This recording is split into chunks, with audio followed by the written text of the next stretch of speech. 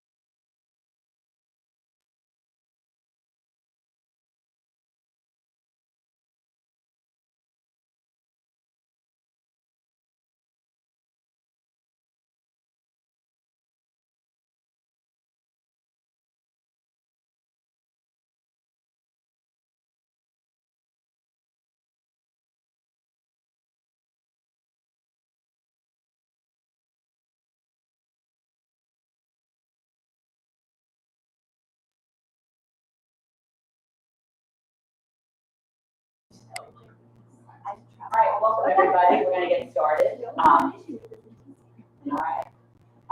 I'm Jean Cook, Chair of the Mississippi Charter School Authorized Board. This regularly scheduled meeting of the MCSAB is being held today, Monday, January 29th, 2024 at 1 p.m.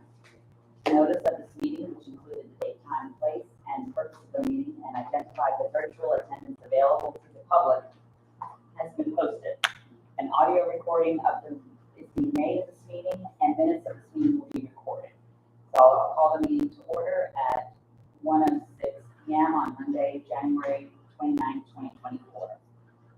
And just a reminder to everybody to listen to feedback about the mic, so just be mindful of the mics and projecting their voice and speaking signs. So thank you. Okay, so as I call the names of board members, please state the location of your presence for the meeting. I'm Jean Cook, I'm present in the boardroom. Lee Durrett. Don Hinton. Here. Right, Sandra McKiernan. She's our new board member, is not able to be here today. Candace Robbins. Marcy Scoggins. And Jennifer Whittaker. Present. A quorum is present for conducting the meeting. And now move on to the pledge and the invitation and adopting the pledge and Candace for the invitation. Join pledge allegiance. Salute. Pledge allegiance to the flag of the United States of America and to the republic for which it stands, one nation, under God, indivisible, will, with liberty and justice for all. Thank you for this day. Just ask for, you bless this meeting and this wisdom in your precious name. Next, now the mission of the charter board. It's the mission of the Mississippi Charter School Authorizing Board is to authorize high-quality charter schools, particularly schools designed to expand opportunities for underserved students. All right, now we move on to the, I'll entertain a motion for approval of today's agenda, and please identify yourself for the record. Jennifer, you're so moved. Thank you. Is there a second? Thank you. Any discussion? Okay, all those in favor? Aye. Any opposed? Motion carries. All right, we'll move on to the approval of the minutes of December 11th regular monthly meeting. You received a copy of the December 11th meeting minutes. And now I'll entertain a motion for approval. Okay, thank you, Don. Is there a second? Thank you. All those in favor? Okay. Any opposed? All right, the motion carries. I don't have a report today, so we'll move on to the report from the executive director. Thank you, Dr. Contrario.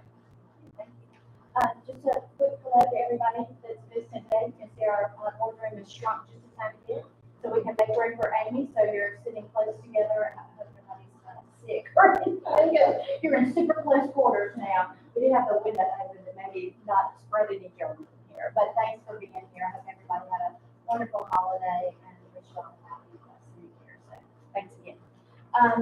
The second thing I want to do is introduce our new staff. So you guys, we have some new faces, and I can't see them because they're behind the wall over here. But I want to introduce our Deputy Director of Accountability and Support, Dr. Jaworski McDonald. And I'll let him share a little bit, and then Ms. Brianna Moore, who's our Program Administrator. So I'll let you guys come around and share a little bit about yourselves and what you'll be doing for the rest. So we're just glad and excited to have you guys. So, Well, it's nice to meet you guys and meet you again. We've met before. My name is Brianna Moore. I here as the program administrator. This is actually, I'm beginning my 21st year of education. And for the past 12 years, I've been with the state working in public education. And for the past 8 years, I've been a special projects officer with the Mississippi School of the Arts in Brookhaven. And I've been a longtime supporter of the charter school, so I'm very, very excited to be here. Good afternoon again. My name is Jaworski McDonald, and this is year 24 for me in the traditional public space. I've been a building level principal, high school principal. I spent a little time at the Department of Ed. I worked in the Office of School Improvement. Most recently, I served with the Jackson Public School District in their federal programs office, where we supported all of the schools with my verification. So I'm super excited to be here, and I look forward to working with everyone. Thank you. Okay, well, January has been, as usual, a busy month for us. We have been working on following up with the framework reports with all of our schools and having meetings with them. We had a kickoff meeting with Cognia, who is conducting our renewal, actually site visit and the renewal process for us this year. So we had a good kickoff meeting with them and continue to talk about what that needs to look like in terms of applying our guidance and application to what we're doing and what they're doing. So continuing to take advantage of the NACSA trainings on third Thursdays this week, or this past week, was the new school application cycle, kind of another continuation of the work for the Leaders in Action. So what a new school applications really need to look like before an authorizer should consider them for their portfolio. Phase 2 of the indicators of distress work has really pivoted now to building a strategic system of support. We know now what the indicators are for potential distress in a school, what those early warning system or signs look like, and now we're just pivoting to how can we put together supports that allow for the autonomy of the school and the operation of the school, but provide support from the authorizer perspective. So we'll continue that work with West Ed. I submitted our final CSP report, just celebrating that a little bit. So that went in actually yesterday. So that is good to go. And then we had Amy and Dee and I had a great lunch with Elise the other day and part of her team. So that was great. We had a nice visit talking about applications and support for potential applicants, what that really needs to look like. Had a check-in with the Charter School Growth Fund. Delano and I continue to meet every 6 weeks. And then today, you see we have our guest, Naomi is here from the Charter School Institute. Most of you know her and have seen her and worked with her when we had our work session together with Naomi and Jim earlier. Some of you are familiar with her, probably, and those of you in the audience today have seen her work around the AA and with Authorizing for All and many hats that she wears, as well as evaluations of charter school authorizers. So Naomi, we're glad to have you and looking forward to your report. And we've enjoyed working with you. Looking forward to many more. Thank you. So I'm going to turn it over to Naomi, and she is going to share with you guys kind of a summary of, I think, of what their recommendations are and some of the high points in some areas of opportunity for us. So, thanks. Thank you, Lisa. It has been a pleasure to work with you all, and I'm sort of sad that it's been such an intense process, and you know, sad that it's done, but also feeling a bit of relief that it's done. And I'm sorry my back is going to be to you all, but thank you. So I was expecting a smaller crowd, so but I'm glad, you know, it's nice to have a group. So if you go through, I'll kind of walk through the process. Next slide. So we're going to just do a quick overview of the process, and then there was a self-assessment that you all did, or some of you, if you were on the board over the sort of summer. And then we did an evaluation outside, and then I have the sort of key takeaways and our recommendations, which you can take or leave. So the next slide, I'll just take you to the process. The next slide. I guess I want to just commend, you know, the Mississippi Charter School Authorizer Board for doing this and just taking it so seriously, and, you know, really starting with the why. Why are you here? What's the purpose of charter schools? Why is there an authorizer of charter schools? And, you know, I think it's really relevant that your mission is pursuing excellence through options, and that you say that at every meeting. It's a real positive, and you don't see that in a lot of authorizers. The next slide. And, you know, I think what came out before is, you know, we're here because we want to create better and more options for families, so that all kids in Mississippi have a quality choice right near them or close enough that they can get to every day. Next slide. And I'm just going to recall this from when we did our self-assessment. Part of the self-assessment's point was to say, you know, do you see a duck or a bunny, or do you see an old woman or a young woman? You know, at one point we try and portray ourselves in one way, and sometimes we're seen as something else. And so part of the self-assessment and this evaluation is really saying, you know, are you a duck or a bunny, and how are people seeing you? And just reminding that sometimes the best intentions can be interpreted in a different way, and that it's just reminding that that's no one's fault. It's just the way that our brains work when we see things and hear things. So next. And then part of your job, and this was also from our last time, is that, you know, as a charter authorizing agency, you're changing the way that education is delivered in Mississippi. And that's a hard and huge task. And it can have amazing results, but it takes a lot of practice and try and collaboration. And I want to commend, I'm assuming some of you are school leaders, like, you know, this is hard work. And so getting up every day is a big deal. So glad everyone's in this room. So next slide. So we're going to go quickly to how the process. So, you know, Lisa asked if we could do two things, and that was the self-assessment and the authorizer evaluation. Next slide. So in the self-assessment, just so everyone knows, there were 48 statements and 4 open-ended questions that the commission did in August. And they were all on a Likert scale of 1 to 5, with 1 being strongly disagree and 5 strongly agree. And everyone on this board took that self-assessment, except for, I think, a brand new member who didn't have any ability to assess things yet. And we discussed them already during a public meeting in August. Next slide. Phase two, and I'm going to go into this more in detail, is where we came in on the outside to look at what we're seeing. We use the self-assessment as one of the lenses, but we also really focus on your mission and values because that is what drives you every day. We use NACS's principles and standards to organize and to check, are you nationally aligned? And then we looked at your really local law, I'll say. Next slide. Next slide.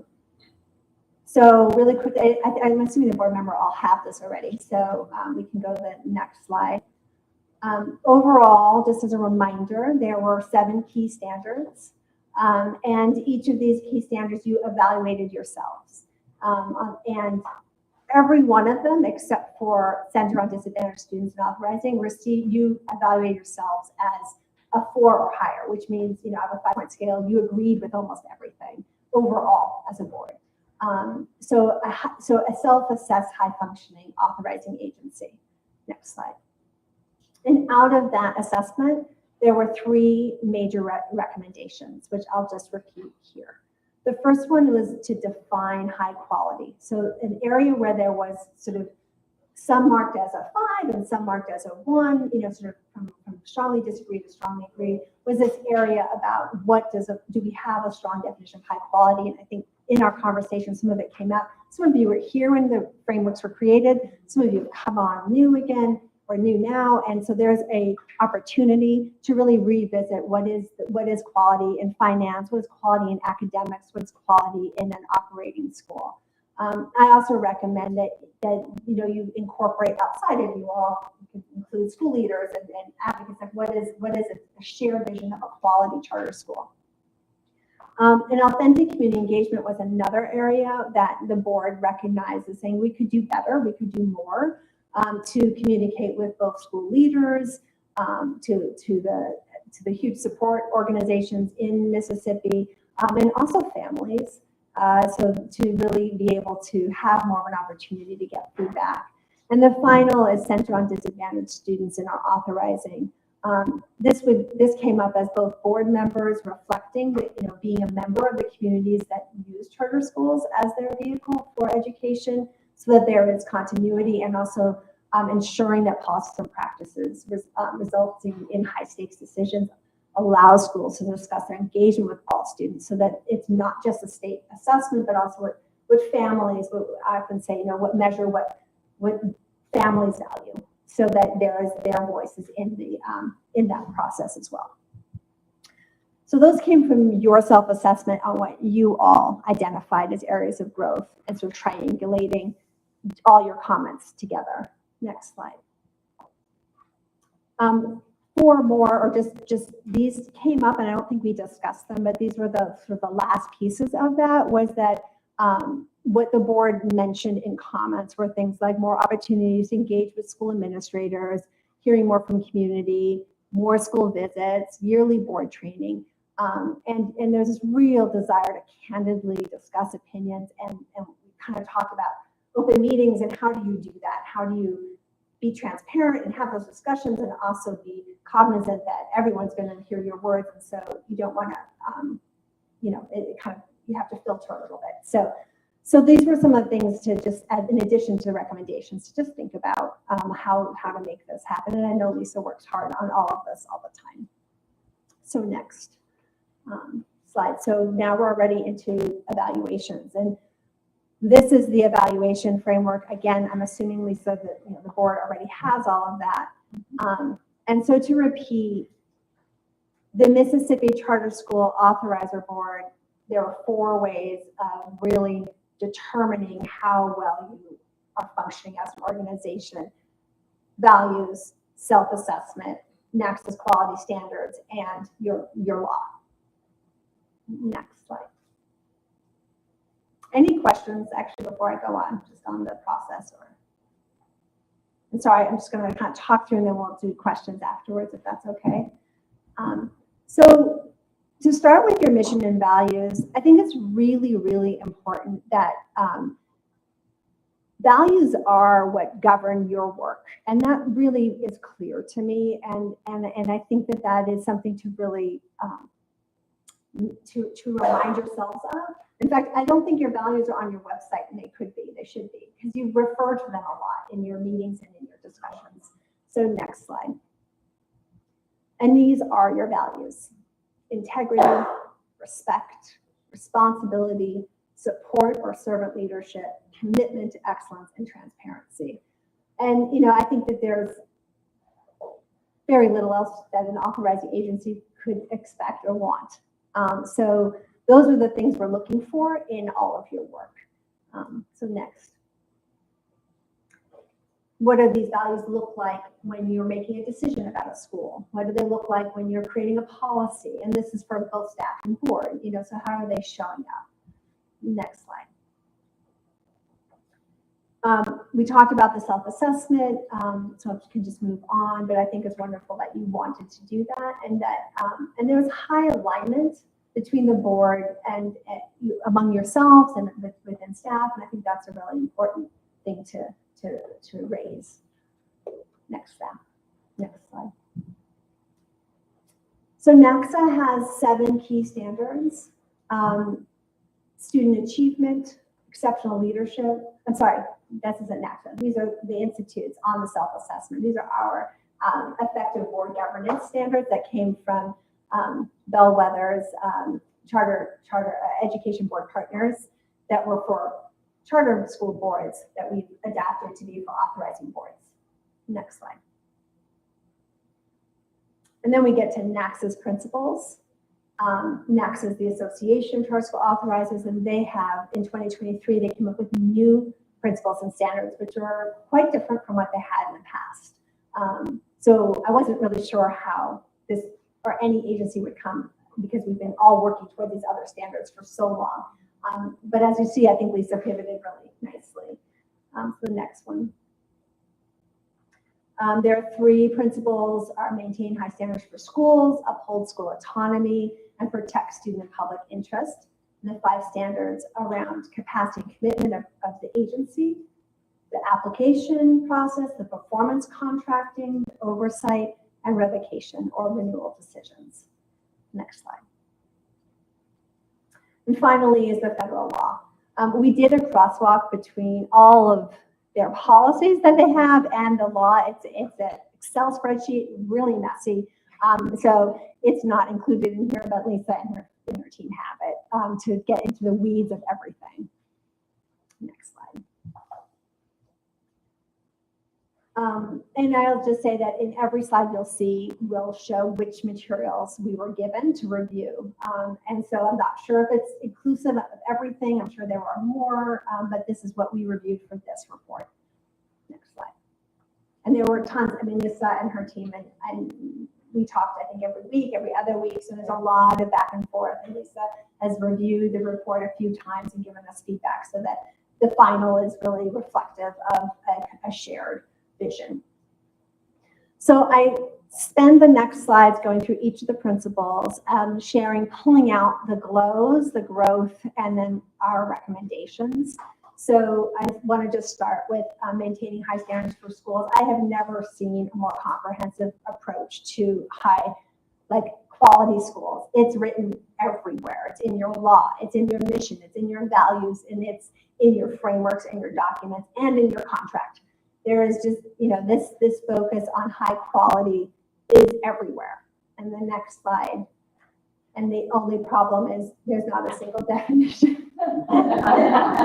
So There's not consensus.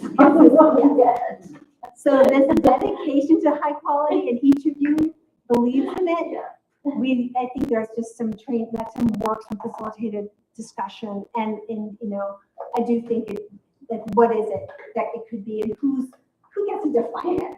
Is it the families who send their kids? Is it the politicians? Is it you all? Is it who defines quality? And I think there's a robust discussion that is happening there. Self-explanatory.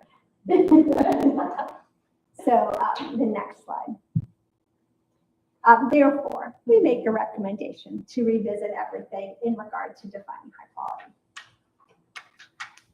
Next slide. The next principle is to uphold school autonomy. So respect, treat others the way you want to be treated is a value of yours. And I will say in your compliance oversight, which we reviewed, it looks very clear that you asked for and are very transparent with what you asked for, and it doesn't overstep. These are all legal required documents for health and safety of kids. And there were examples that were given to us from Lisa of times when the state regulations might have encroached on charter school autonomy, and this board pushed back and said, no, this is not going to apply to the schools. And so we had two examples of that from 2020 and 2021. I think that the growth is this idea of supports, which Lisa, just sort of talked about, like who's providing support to charter schools and how. And I think that's an area that needs to be explored. As an authorizer, when you provide the support, then that gets into this autonomy piece. Yet you have organizations that are here to provide support, and how do you communicate to them where the areas of growth could be for schools, that they could get that support in a cohesive manner. The other place is the charter contract, and I'm going to talk about that more in a different area, but the charter contract doesn't provide autonomy to schools as much as it could. Next slide. So the compliance oversight continue, don't add more, and collaborate with charter school organization to design school supports. Like, what is it you are looking for? And it kind of ties back to high quality. What is it that you're looking for in the schools, and how do we get there in a community, in an ecosystem? Any questions so far, or pushback or thoughts? Okay, next one. So next one's principle 3 is protect student and public interest. Again, you have your values. I think every single value embraces this idea of you being here for the public and the reason you're here as a public. Your website was designed to be family facing. It's very clear to me. Your public meetings are live streamed. Your minutes are provided. Your public comment is always accepted. And according to the staff reports, that they meet regularly with the support organizations here. So those are all really important pieces.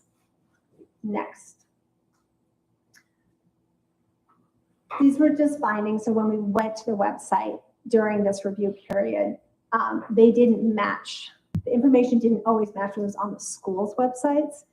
An example would be on your website, it might have said the school currently serves grades 2 to 3 or kindergarten to 3rd grade. When you went to the school's website, it actually goes to 4th grade.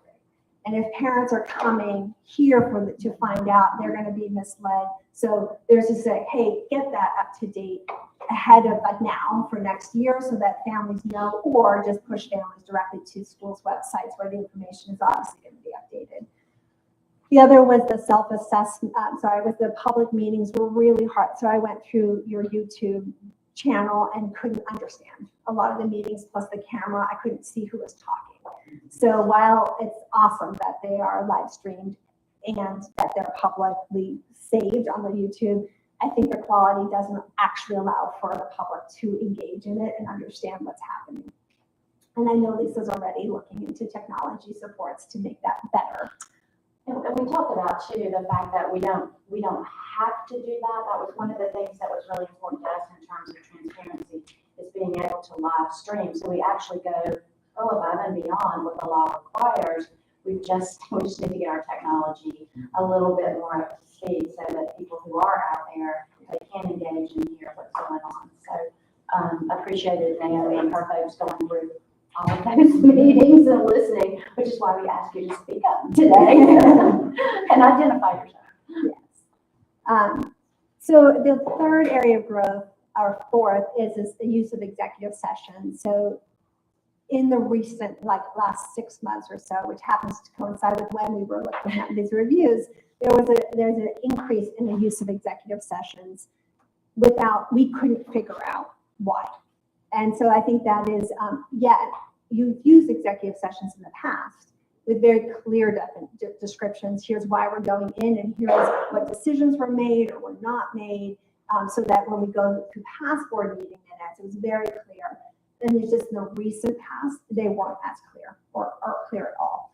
So if you go to the next slide, the recommendations, as as a body that certainly believes in transparency as one of your values, executive sessions kind of undermine your focus on transparency and being that agency. So, one of the ideas would be like, create an open meetings policy that outlines when and why you would go into executive session so that people understand. And then also just be really clear with a detailed explanation of what the purpose was and the outcomes of that executive session may have been, which is required by Mississippi's law as far as a non-lawyer, I think. So I think that would be our biggest recommendation. The rest are what I just said, website updated, quality of technology. And then the last is a communication strategy with your partner organizations to increase public awareness and understanding of the role of charter schools. I don't think that still came up during the self-assessment conversations and has come up over, like, do families really understand, and what role can you play as the leader? In many ways, people will look to you first. When you Google Charter Schools Mississippi, you come up first.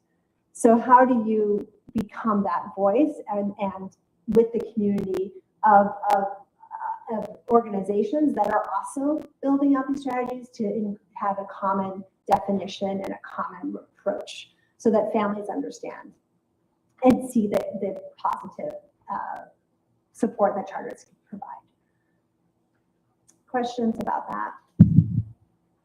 I'll just say, in response to a couple of those, with public awareness, one of the things, and I can't see her because she's behind the column here, but Brianna is going to work a lot on that. That's going to be one of her roles and responsibilities, is ensuring that we are communicating and clear in our communication, and there is a real public awareness of what we do.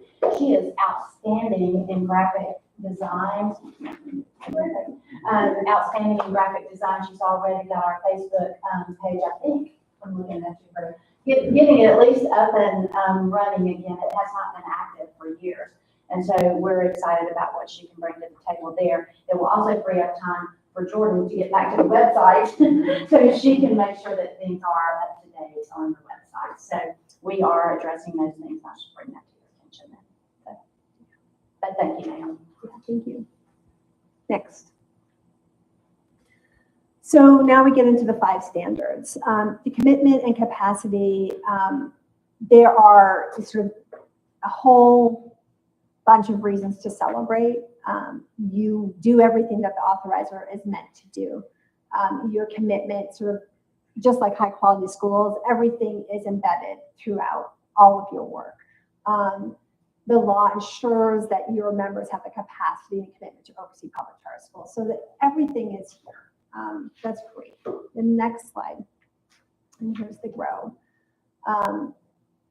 So one of the things that the law says is that you all, as a board, must meet. Like, there's a board member that you must meet these requirements of a board.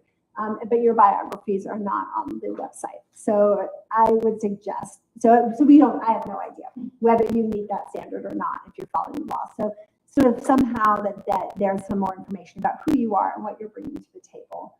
And despite having the value of commitment to excellence, there was not a whole lot of board professional development. What I could find, and Lisa helped, was in 2020 and 2021, there was some, but we're just not, I think that there could be more. And it's something that you all mentioned in your self-assessment too. And then the board meeting minutes do not reflect if and how evaluation processes took place of third-party consultants like myself. So whether you believe that they met the needs that you hired them to do. And this was brought up in a peer report. So in other words, okay, yes, we know that the group was hired, they did the evaluations of renewals, but were you satisfied with them? There's a public record of that. So just kind of put that out there as something that might be helpful for the board to weigh in on. Next. So here's where I write, each member that must demonstrate an understanding of and a commitment to charter schooling as a strategy for strengthening public education. So a recommendation is that you actually that you assign affidavits that say that you are committed to it as an authorizing board, that you're committed to upholding charter schooling as a strategy for strengthening public education, that you are approving quality charter applications that meet identified needs, and that you're declining to approve weak or inadequate. Those are 3 legal requirements. And it's without some sort of affirming voice of yours, it's impossible to see whether you all personally believe that. And I think it's a good way of ensuring that your board is pro-charter, because you really need that to be in order to be an effective authorizing agency. Next. Also, the board professional development, which we talked about, and this process for hiring contractors and confirming their work. I think you have a good process for hiring. I will say the RFPs are out there. I see them for everyone. Lisa does a great job of publishing them on a national, they come up nationally. So I would actually just amend that to be confirming your work is satisfied. Next one. So the next one is your application process. I looked at your 2023 cycle, which is aligned to NACSA's 2021 guidance. As I said, NACSA is sort of updating their guidance. You're revising your process. At least at one point said, we're revising this. Don't go too far here. So we kind of pull back. And then we talked a little bit about the law around the CSP grant making authority. And I think that your law about your duties for approving and denying application, that is in your law to do it. So that's something that, there are authorizing agencies that just don't have application cycles. That's not you all. The last, and I think is important, is that you applied for and received CSP grant making authority, which is a commitment to this application process and providing funds for schools. And I know that that's now exists still in Mississippi, that funding for new schools, which is so important. Growth areas is that, we talked about this with the self-evaluation. Not many schools have been approved. And that it's unclear how the CSP funding was spent. And Lisa and I talked about this. Apparently there was a website, it's been taken down. So I couldn't see how it was spent. And so if you go to the next slide, the recommendation is kind of put it back, because although it's past tense, it is good to know where, just for the record, where it all went. Once you finalize this application process, it seems like the most important piece is the rubric or scoring guide.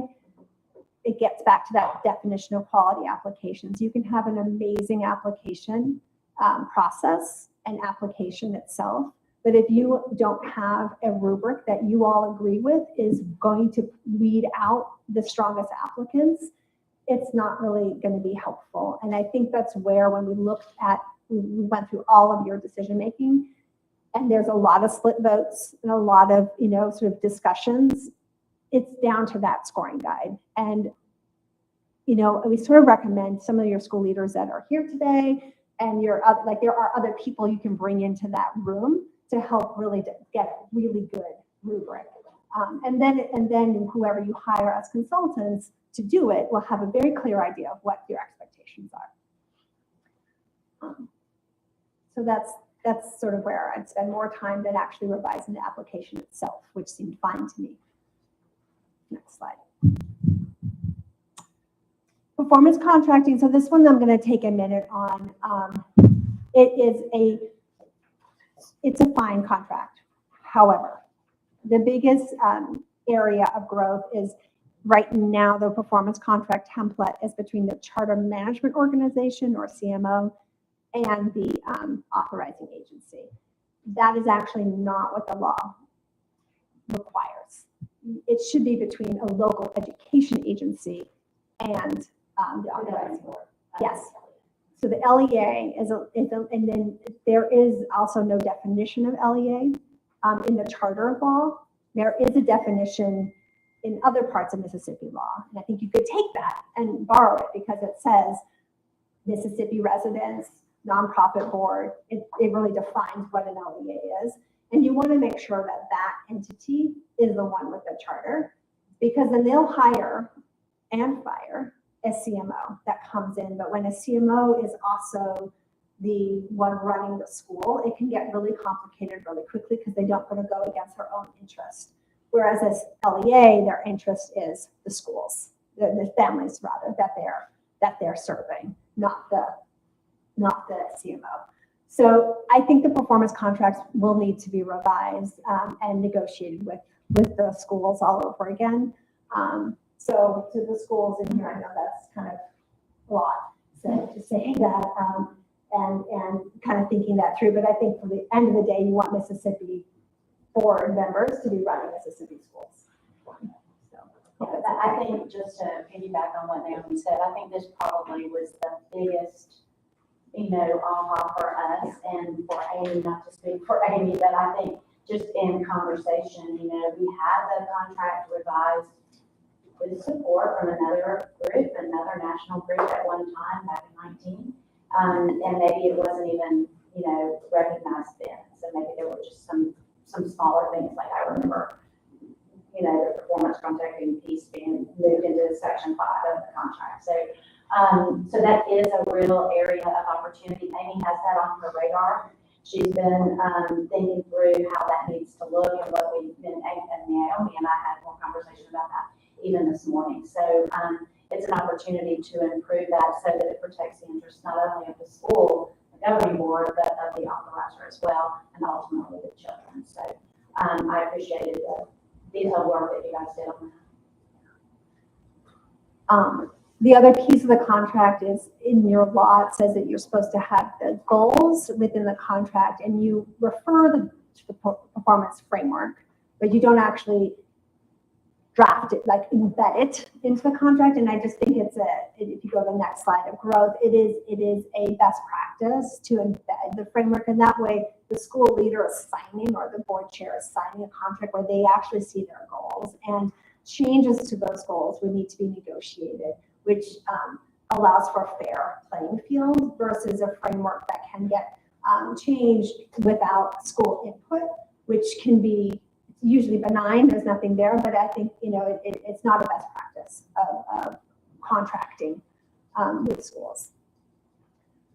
Next slide. So the next one is the ongoing oversight. Again, transparency is one of your values. You also meet NACSA's definition of multiple measures, which is very small, but I put up there sort of that, you have school-specific or mission-specific goals that measure student learning that's happening in the school, not using the state assessment alone.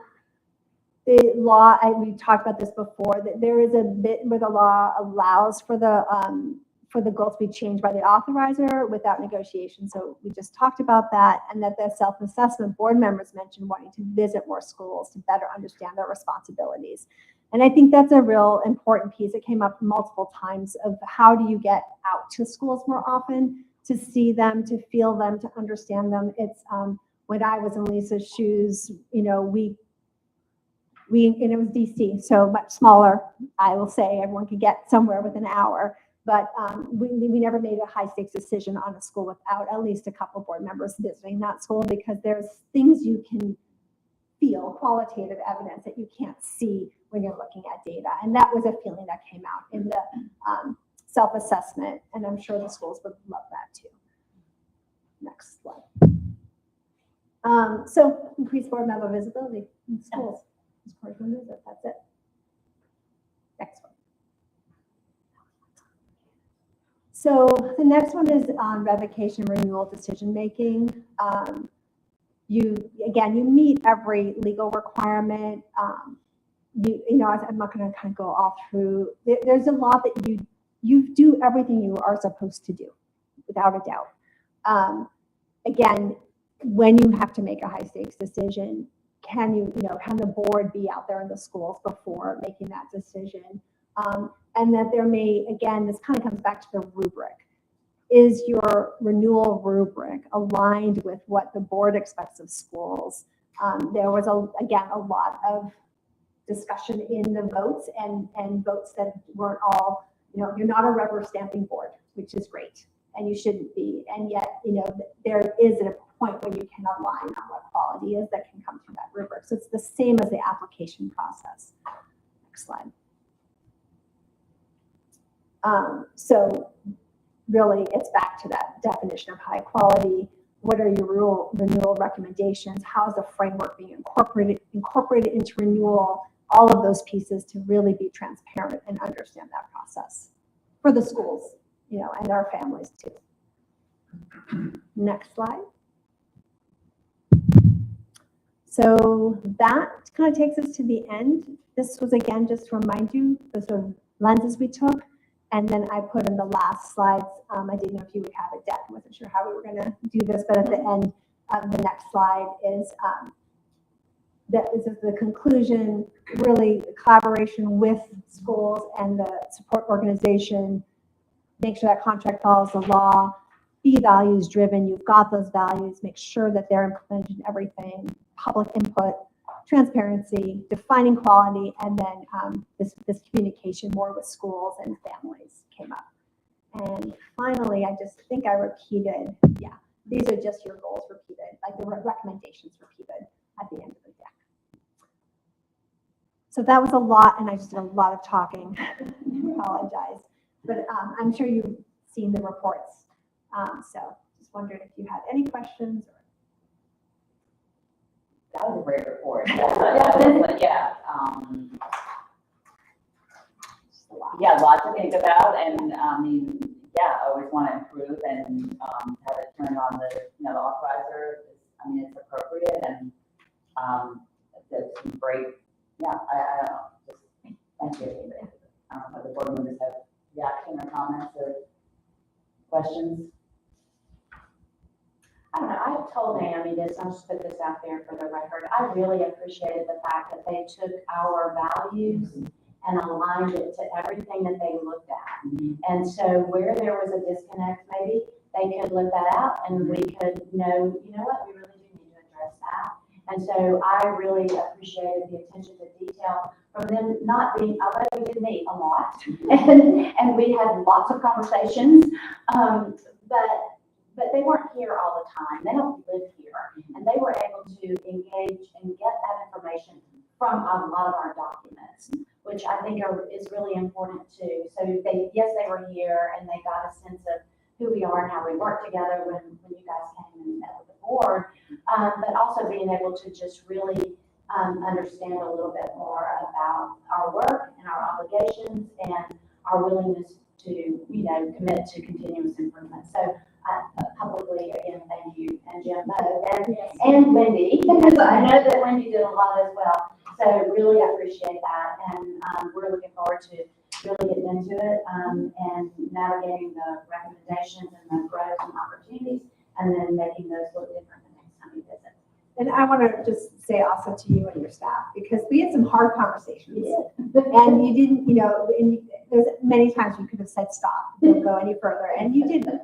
We would just meet next week and we continue through, and so I just appreciated that because it's a hard position to come in and say, hey, we noticed this, and the first reaction is always like, no, there are all these things we're doing, and yes, and so you were very open to the feedback, and I appreciate that.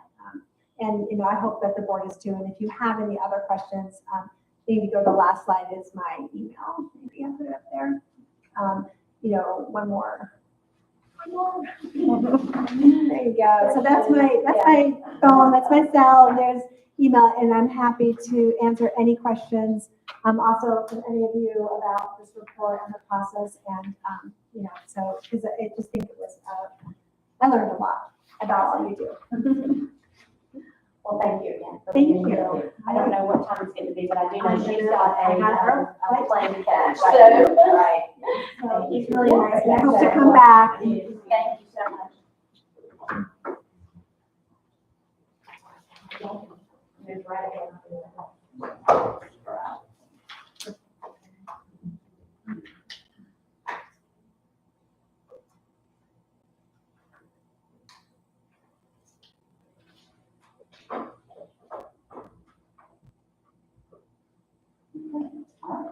Next up is financial report. Okay, I don't have an agenda, so I appreciate it.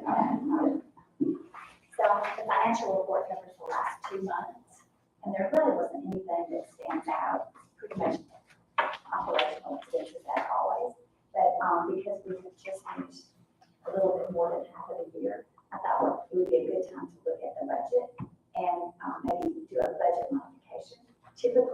happens is, as a board, you choose what you're gonna spend your money on by line item, and you go ahead and budget that. And as long as we stay within those line items, we don't usually come back to you. But because we're over halfway through the year, I thought it might be a good time to just kind of show you that there's some areas that you're not gonna spend as much, as you had anticipated. Part of that is because at the beginning of the year, you don't know how many applications you're gonna get right now. So, how many site visits and things like that. So we budget more than we necessarily have to have. And so after doing an assessment of the budget, I think we can, move some of the money around, and that, some things that are coming up that you might want to vote on, there's money to do that. And so I just wanted to let you know that there's about $41,000 that we are not going to spend, even with some of the other things. So, even hiring new staff, even doing some of the things that we're going to have to do, moving the money around in the budget categories will be fine. I want to make sure that we have enough added to the commodity line so that, we can buy new furniture that comes out of that line item. We already have enough in the equipment category. But this, there's a second sheet that just has the budget modification, and I apologize because there's notes in there that scrolls really got printed and you can't read them. But if you have any questions, I'd be glad to give you that. And so that what we're asking for is an equivalent modified budget when you go into the business.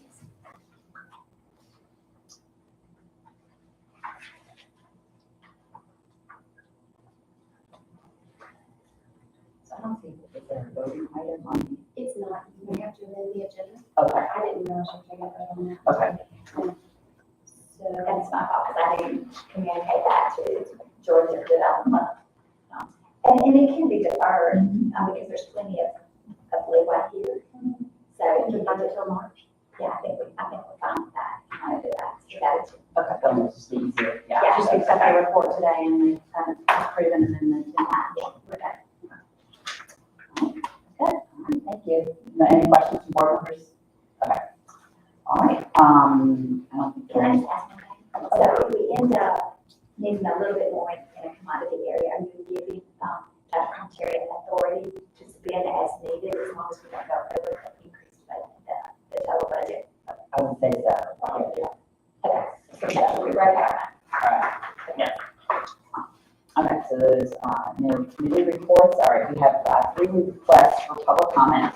And, Dr. Tamala Boyd Shaw, she's up first, but she couldn't be here today, and she submitted her comments in writing, so I'm going to read them for the record. Okay. And, Dr. Shaw, she is the head of, the Florida Legacy Academy. Okay, here's her comment.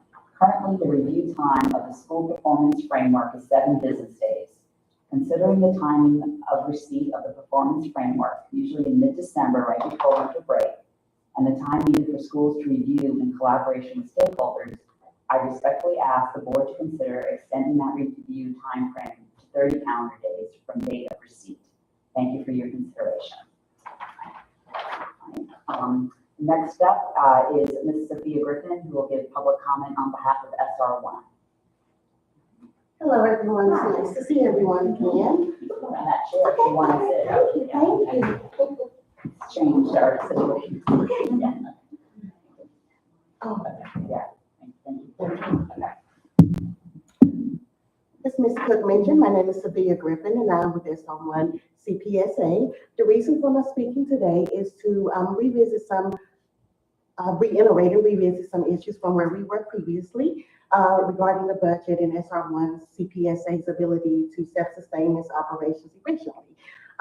We wanted to also speak because we recognize where we were before in terms of the concern with the low enrollment, and then we have this meeting, and the next meeting isn't until March 11th, right? We wanted just to, give an update to show the full progress that is being made. So what does it look like in terms of SR1 CPSA's ability to self-sustain its operations? It means getting the budget corrected, which we've done, showing all those operational expenses. And I know that was a very big concern previously before. And you will definitely see those operational expenses on the SR1 CPSA's budget. And also even with the method that we use in terms of budgeting is very conservative in the terms of, for example, the Mississippi Adequate Education Program. I know the terminology for that was paying back. And so working with MDE, who, by the way, they have been great at helping us understand the inner workings, because it's one thing to be in finance and it's another to be in educational finance. So I think we'll all agree on that. So the process is they will definitely make that adjustment before those funds are released next school year. But even with that being said, they did release the new numbers, I want to say last week. And we actually, SR1 CPSA actually calculated a much bigger amount of adjustment for the MAEP funds. And actually, it is not the actual number isn't as big of an amount, and that further cements our budget, where we are actually not in the red, but in the black in terms of having a surplus versus a deficit. But that would definitely be included, and you can actually see in terms of the budget itself. So I just wanted to put that out there, and also reiterate the letters of financial commitment that were included previously. Just wanted to reiterate that, and we're very excited about that. And one of those letters, in which we're also very excited to reiterate, is our work with fundraising with CCS, Community Consulting Services.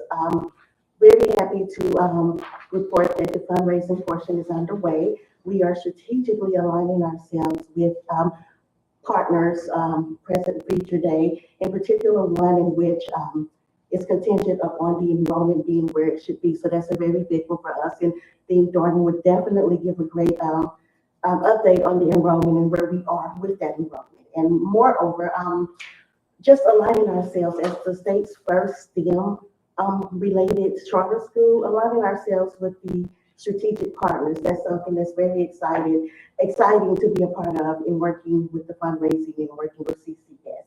Also, another thing I wanted to briefly discuss was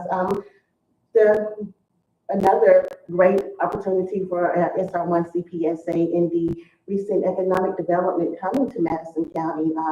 Not to steal from Senator Wicker, but his quote saying that the world is dependent on technology, and that also includes Mississippi, and companies need the infrastructure. And part of the infrastructure is, of course, having the workforce to go along with it. And SR1 CPSA is excited about that opportunity. Again, strategic partners, and also being the state's first STEM-related charter school, being able to mold their future leaders. Maybe not for today or tomorrow, but they are definitely coming. And that is something that's very exciting in terms of SR1, and we are excited about the progress and looking forward to moving forward. And you guys seeing the most recent modification of the budget that is, I'm going to go ahead and say, more transparent and to the board standards. So, any questions? Thank you. You're welcome. And thank you all. Okay, next up is Dr. Terry Thornton, who will give a public comment on behalf of SR1. Good afternoon, everyone. I'm Terry Thornton, SR1 CPSA. So in addition to responding to Dr. K's request for an enrollment update, we just want to share with you guys where we are today. And if you would, I have a copy of what I'm about to share, and you guys could just take one and pass it on for me.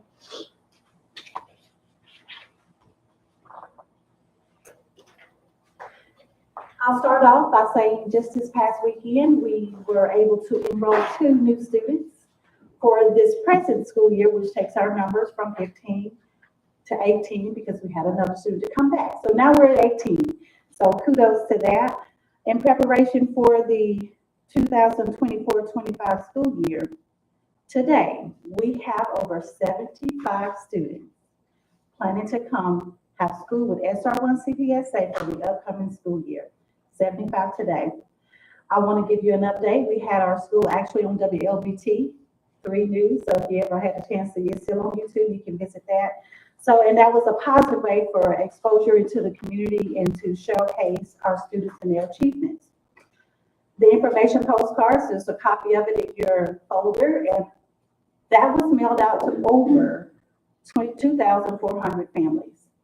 So every day we're getting enrollment, we're getting interest. So kudos to that media team that we have here, Ms. Zoe and Mr. Artez, that has pulled a great team together to make sure the word gets out about who we are and what we're doing.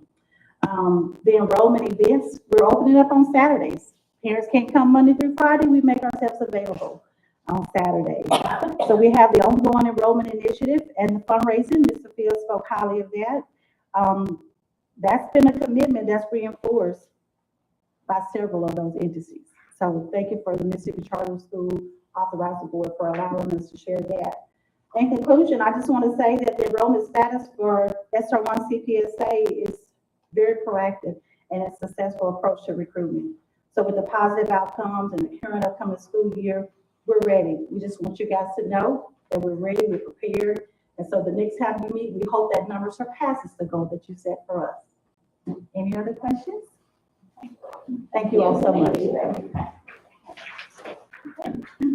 right, we have a discussion item, and that is state invested pre-K. I think Amy's gonna join us for that. Yes, All right, we'll get started, I guess. do you want to, you're not by mic, so I don't know if you want to. So everybody can hear you. Yeah. That'd be better too.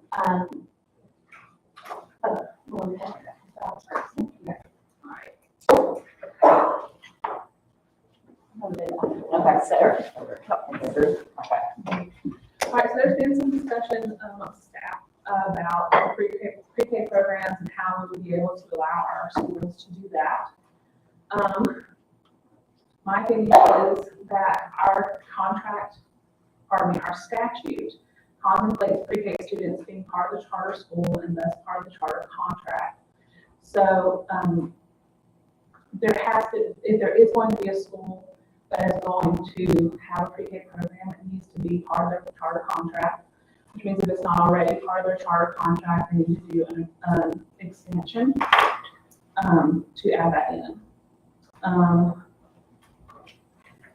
I guess if you have any questions about kind of how I got there, with like where the statute contemplates pre-K students, or how I got there, if you have any questions about that. I might put a little more context to it, so how we got to even this discussion.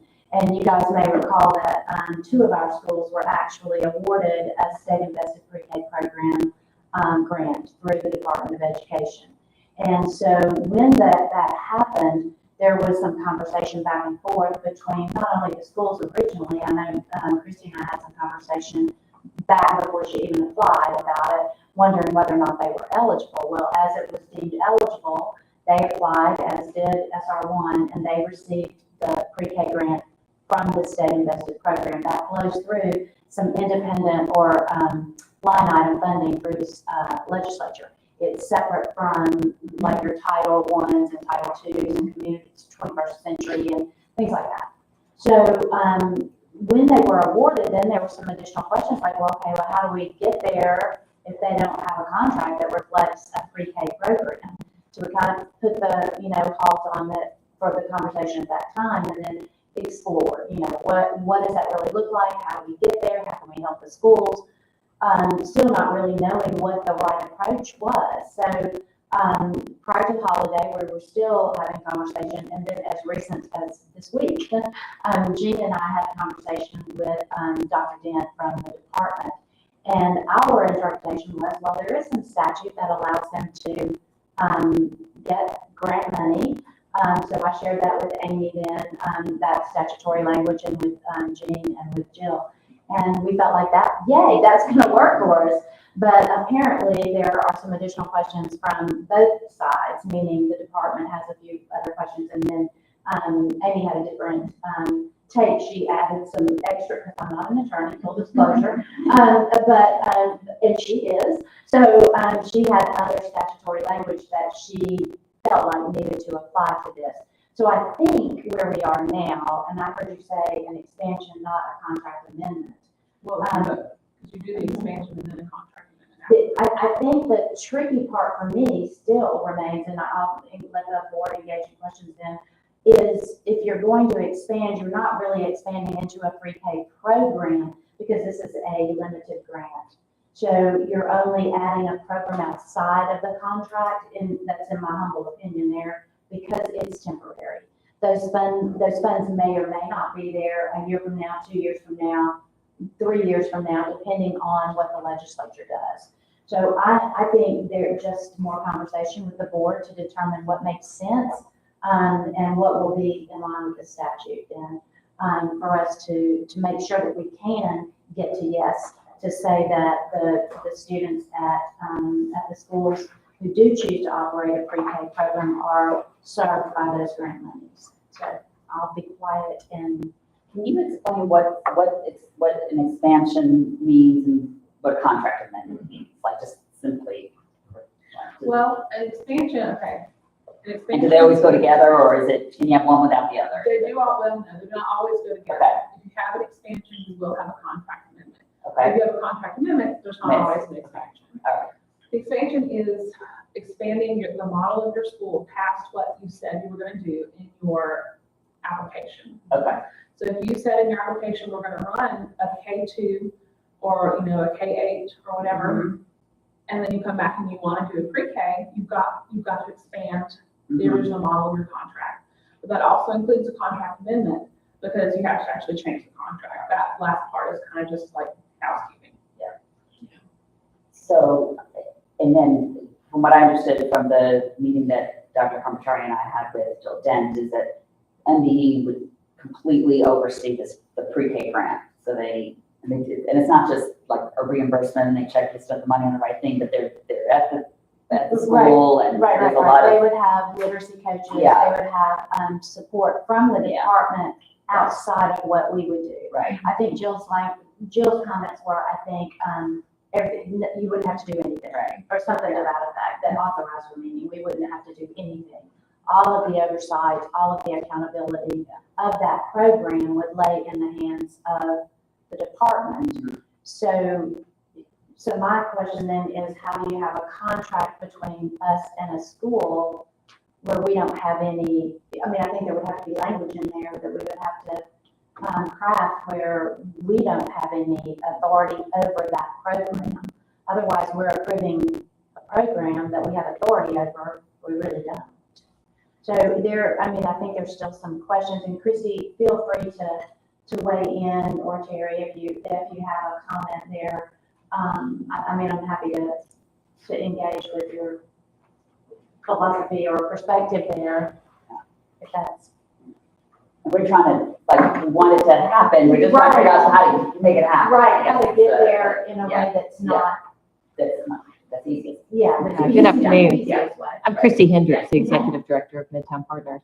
And, I would just stress the importance of charters having the availability of the pre-K funds.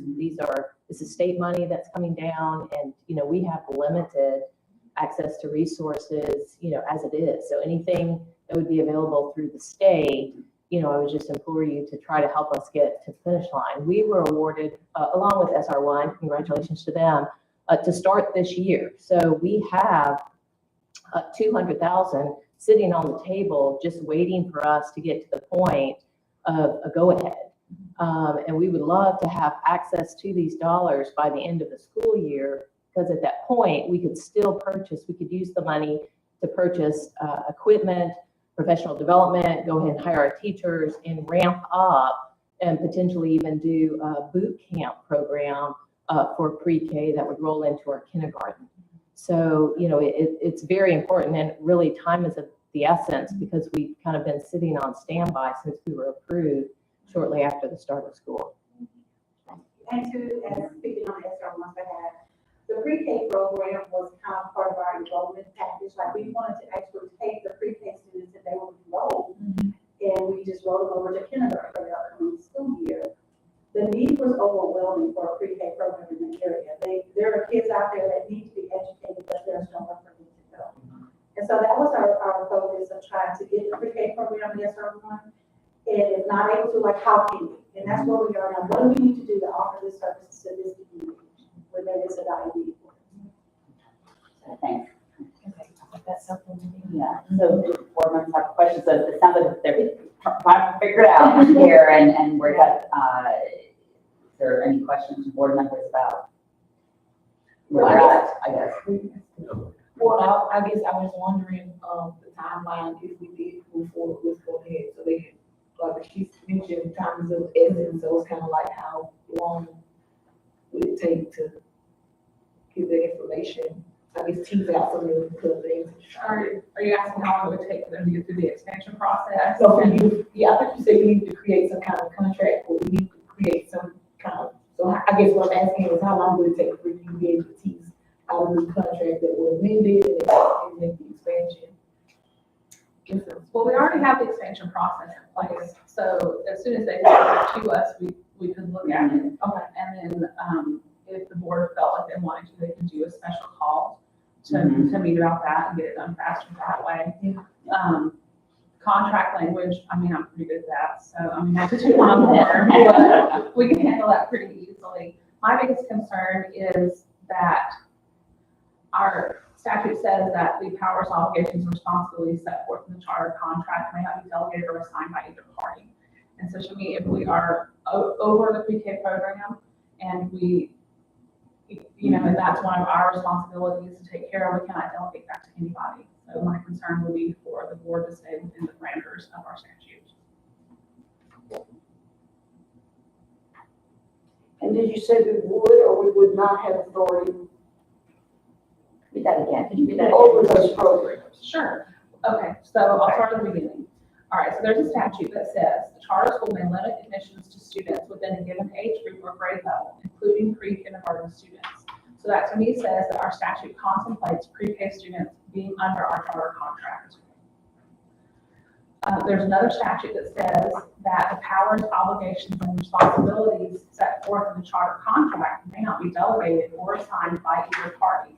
So that means we can't delegate our authority to MDE to do this.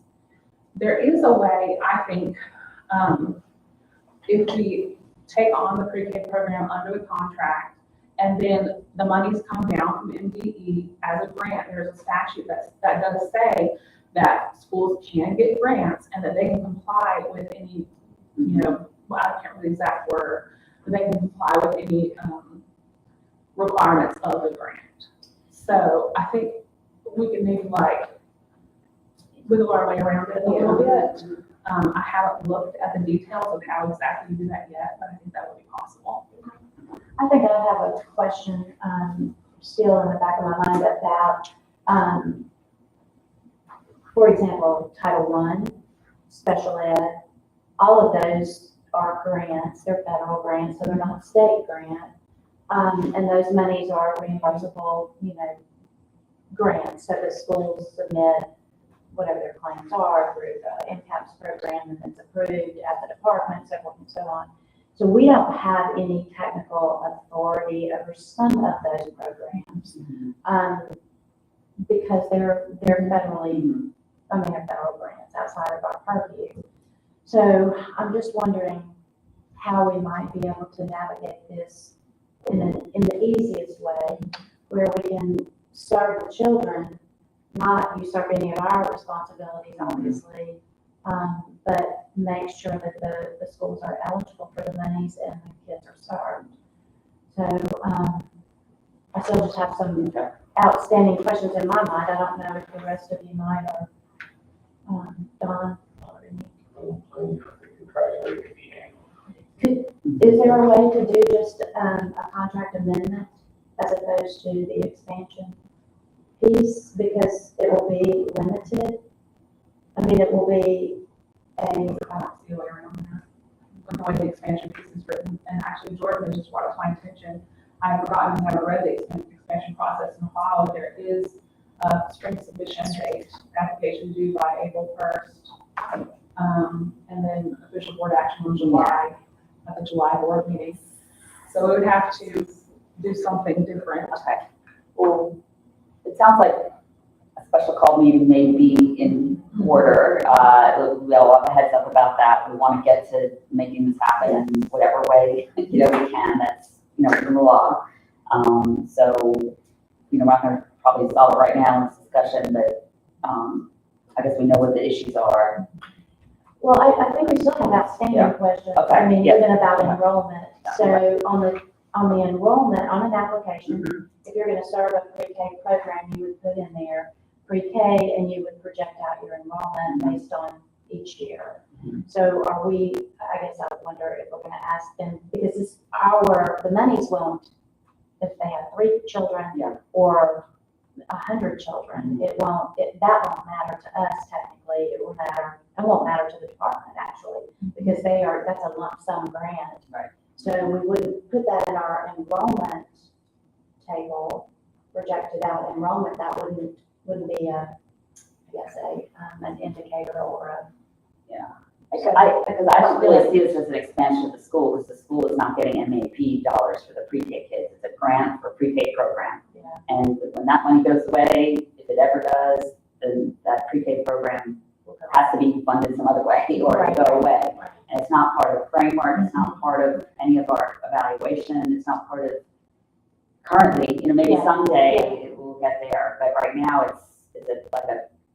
I want to compare it to an after-school program. It's the whole grade, so you can't exactly, but it's not part of the K-12 public education system that's funded by the state. Because it's a federal grant. It's a state grant. It's a state grant. It is a state California state grant. And, initially, we had questions. I mean, there were questions from the very beginning. Like I said, when Chrissy even said, are we eligible? And we looked at it and we said, yeah, it appears if you're a district and you are a district and a school, then yes, you should be eligible. And then the schools apply and then they get the money and then we're thinking, oh dear, now we've got to have a classroom or we've got to have a grade level. And then how does that all mesh together with the contract and oversight that we have? And then conversation after, this is a good example of how we run into things that we've never run into before. And we're kind of continue to build a plane while we're flying it as we navigate waters that are really uncharted, to use 2 different metaphors, the plane and the ocean, or the air and the ocean. But there are things that we run across where we think immediately, yeah, that makes really total sense. And then when you start peeling back the onion, you're like, oh, how are we going to do that? How's that going to work for us? So, I guess the last thing I want to say is to echo Jean, we want, and again, this is what we want to be able to serve the children. Now, how do we make that happen efficiently and legally and make sure that the schools can have, and the children can have what they need to serve? So. One will take us a route in that answer. I think that's really a legal question. I don't have all those answers. Maybe, I don't know. I would hope we could expedite some of that somehow. Okay, maybe I missed it, but I still have a question about whose authority will these children be under? Whose authority will these funds The Department of Education. And, Yes. that's what fall back on us. 100% Department of Education is what Dr. Dent told Jean and I the other day. That everything will run through, all of the accountability, all of the oversight, all of the support that they'll get from their coaches, all of the monies. We won't see anything. Okay. So it would just be what I thought originally, maybe just a contract amendment to say, hey department, we're going to serve these children through our schools, and we know that they're going to serve a pre-K population separate from the grade levels that they're already serving under their current contract. If that doesn't work, then we've got to figure out another way to make that happen so that they can get access to those dollars. So at first we thought in the table, okay, we got to do that. And then we said, no, that's not going to work. This will work. So. Yeah, this needs to be looked into. I mean, no quick decisions on this today. I think, no, not today, obviously, but I think as quick as we can, in light of the fact that the grant is a 3-year grant. And I think what we heard Jill say the other day, Dr. Dent, was that the first year that they have it is similar to an implementation year with the CSB grant. So they're doing things ahead of time, kind of in a pre-planning mode and getting things off the table. Is there a timeline as to when the decision has to be made? Not for the department. The department, the decision has already been made.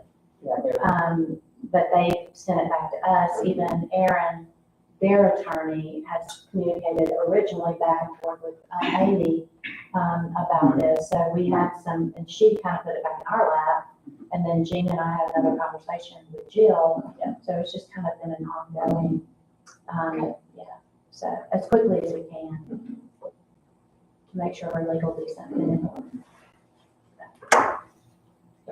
Any other questions? Any other thoughts or comments on that? Okay, all right, moving on to new business. Okay. All right, so, first up is a consider approval of Butler Snow contract, and I have a link to that, and I'll entertain a motion to, do you want to say anything about that, or, okay, entertain a motion to approve the Butler Snow contract?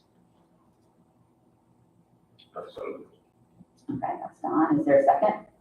Second. Sure. Okay, any discussion? Okay, all those in favor? Okay, any opposed? I don't want to throw a monkey wrench in anything, but I think we have a potential issue. Oh. That's what I was getting ready to say. Okay. Marcy, Oh, she had to drop off, she had to go. I thought she did, Oh. so I'm afraid that we're gonna have to, We're, have a motion, we don't have a We form. don't have Oh, four. Marcy's fine. Oh, that's right. oh. Oh, I was about to panic mode. Right. Okay, because we have two that are not here, and Right. then Marcy, and then, okay, I was about to go in panic. Okay. Sorry, All right. just a little, just make sure everybody's on their Okay. toes, Good. All away. right, okay. All right, all those in favor? Yeah. Okay, any opposed? Okay, motion carries. All right, next up is the, this is one of those ones that has to go to the AG's office for Yeah. I sent you a copy of that draft memo, so, all right, and actually, I think every time they invoices, it will have to go over. all right, so now we have our information items, the final 22-23 annual performance framework reports, and, we have ambition prep, before legacy, and midtown public. Yep, those are informational items only. You guys got, in your package, you also had a summary of, the others, which, to be determined on a couple of the other schools. We're waiting on some additional information until we can finalize those reports.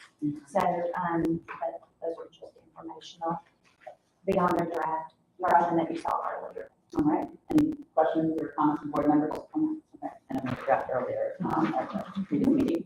Okay, all right, so, now on to the next meeting announcement. The next regularly scheduled meeting will be on March 11th, 2024, 1 p.m. at 239 North Lamar Street, Suite 207, Jackson, Mississippi, 39201. And now I will entertain a motion to adjourn. I so move Ken Robin. Thank you. Second. Okay. All right, discussion. All right, all those in favor? Okay. Thank y'all for being so patient.